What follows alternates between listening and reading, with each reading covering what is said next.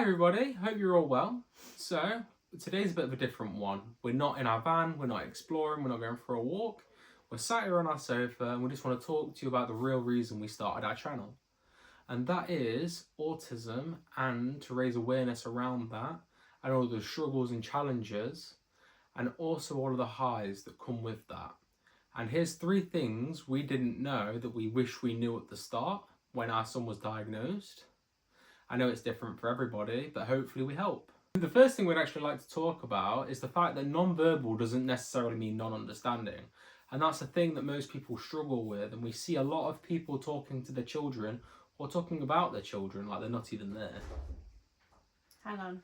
Speaking of children, Alice keeps coming out of his bedroom. And we're back. And we're back. But yeah, we were saying that non-verbal doesn't necessarily mean non-understanding. We saw a few TV programmes and some things, and we was kind of like, actually, we think they're taking in more than what we think. And since then, we've kind of treated Ollie like that, and he's come on leaps and bounds, hasn't he? Massively, and we always try and interact with him in the conversation. So even it's just a mundane conversation between you and your partner, or you and a sibling, or just another person in general, just try and involve your child or whoever you're trying to help in that conversation. And we've noticed that Ollie started to interact with us, and even when we're in the kitchen talking about something, Ollie will just go and do that thing for us. For instance, oh, can you just sort Ollie's drink out of the fridge? And he'll go to the fridge and he'll get his drink out, and he's sorted himself. And that's because we're trying to interact with him during the conversation. Yeah. And we've noticed that he's just listening to us constantly now. So even when we actually are just talking to ourselves and he's not even in the room, he's still earwigging like Batthink. He's just there and he knows what we're talking about. So we just really wanted to draw a point to that fact. Non-verbal is not necessarily non-understanding. Well, I kind of saw it from a point of view as well of, imagine sat in a room, people just, here he is coming out again. Keep talking. Imagine like being sat in a room full of people and everyone's just talking about you and not to you. Like, I get annoyed if people are talking about me and I'm like, I'm here, you know, kind of thing. So imagine that on a daily occurrence, like all the time. And yeah, they've got a lot more going on. He's got so much understanding, he just struggles to express it himself. And also think of it another way of just modelling language to them. It's not necessarily just keeping them involved, it's also modelling language, which even if they can't speak those words, they will start to learn what those words mean. And yeah, since we've started doing that, Ollie's come on leaps and bounds, and his understanding has really progressed. And I'm back. He hasn't done this in a while. It's knackering now. Back when I was like 22, it was wicked. But now, like, 22. I love that. But now we're scraping nearly 30. It's, getting a bit of a task running up and downstairs. I feel all the joints aching. Get you a stair lift. I'm not that old yet. I know everyone makes jokes, but we're not that bad. No. The next point we actually want to bring up is the fact of processing and understanding. So a lot of autistic children that we've noticed, and obviously our child as well with Ollie, is that if you bombard them with requests, it doesn't really sink in, and we actually have to just give him a lot of time to process what we what we'd like him to do, like the questions and everything we're asking him. So for instance, if we're going out, we know we have to put time to one side to basically prepare Ollie and get his day ready, because it's going to take him a little bit longer than us to understand, this is what we're doing now, this is what's happening, I'm going to get ready, I'm going to brush my teeth, and then I'm going to go out.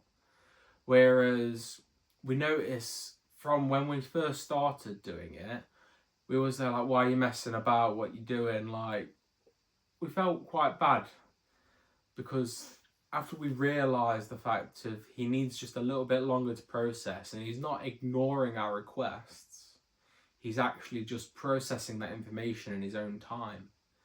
And now we give him a lot longer, and he's coming along quite well, just by giving him the benefit of the doubt and thinking he is listening and he is understanding what we're asking.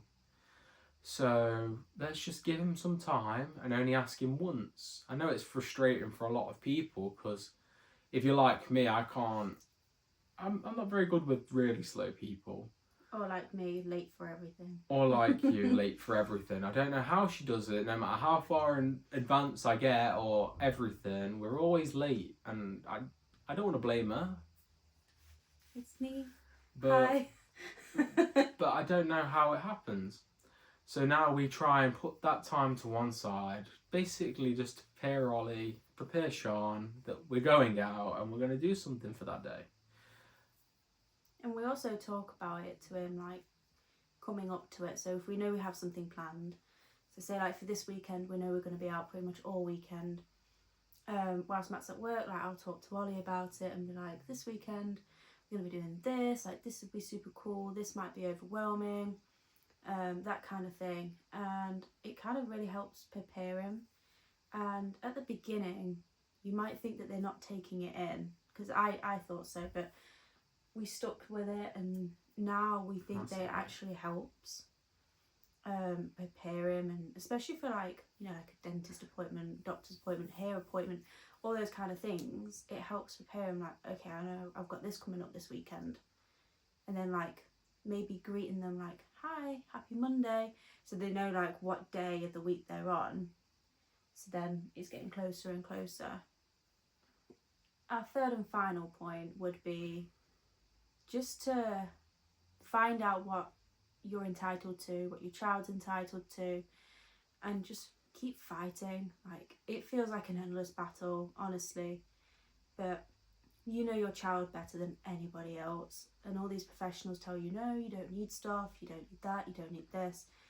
You know what your child needs. Arm yourself with all the knowledge that you can, and the more that you seem like you know what you're talking about, the more that they're just going to be like, oh, okay, we can't say no to this person. And the more you hound them as well, like honestly, the amount of times I've had to hound people, and I absolutely hate it. I know you do.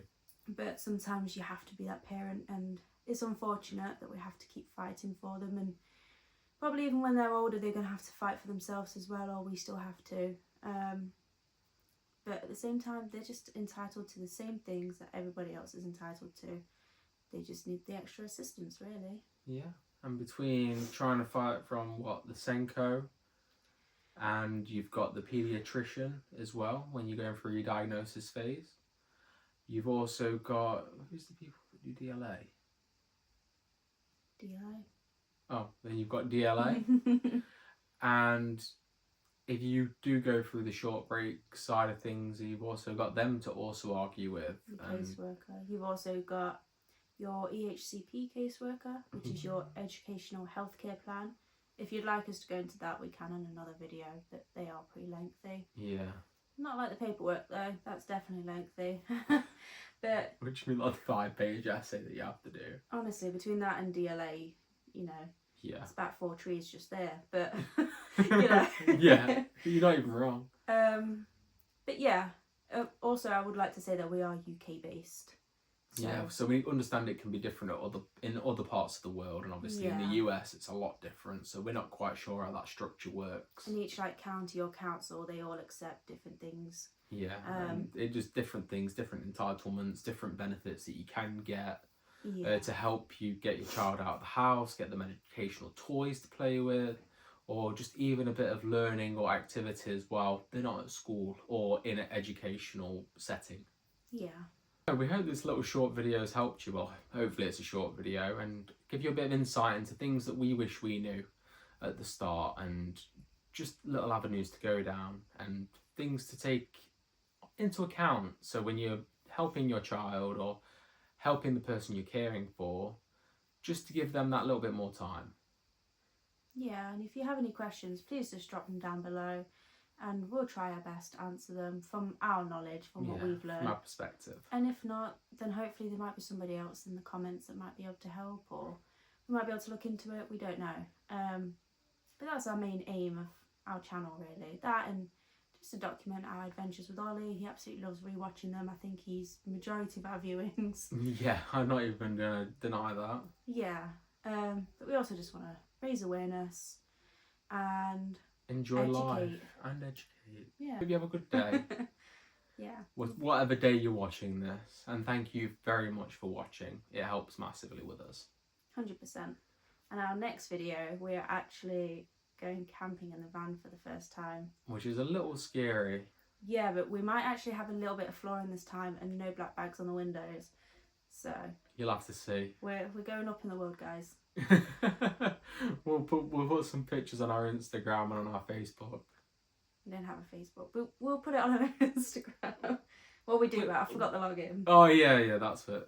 And also, I don't know how I'm gonna have a coffee in the morning because we don't have a fridge. So that's gonna be Black interesting. coffee it is. Oh god, no, I can't do that. But yeah, we hope to see you in the next video, and thank you for joining us. Bye. Bye. Awkward wave.